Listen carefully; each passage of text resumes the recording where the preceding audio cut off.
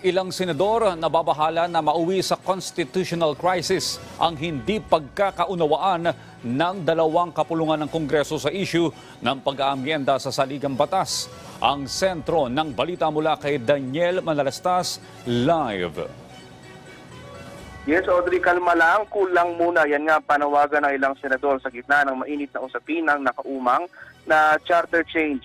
Nikaya ni Senator Bong Revilla ang kanyang mga kasamahan sa dalawang kapulungan ng Kongreso na lamig lang muna. Ito ay para raw magawa nila ang trabaho para sa bayan. Maaari naman daw mapag-usapan ng mga usapin ng maayos habang pinupunan ang tungkulin para sa mga Pinoy. Sang-ayon din ang senador sa pananaw ng Pangulo hinggil sa Chacha na anyay dapat bukas na iakma ang saligang batas sa mga pangailangan ng panahon, partikular sa economic provisions. Nangangamba naman si Senator J.B. Ejercito na baka mauwi sa constitutional crisis kung hindi magkakasundo ang dalawang kapulungan ng Kongreso.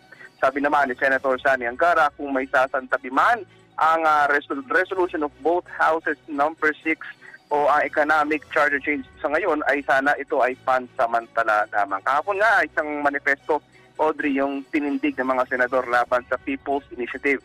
Pero marami pa rin mga senador ang bukas sa economic provisions kung economic provisions lang ang gagalawin sa saligang batas. Audrey?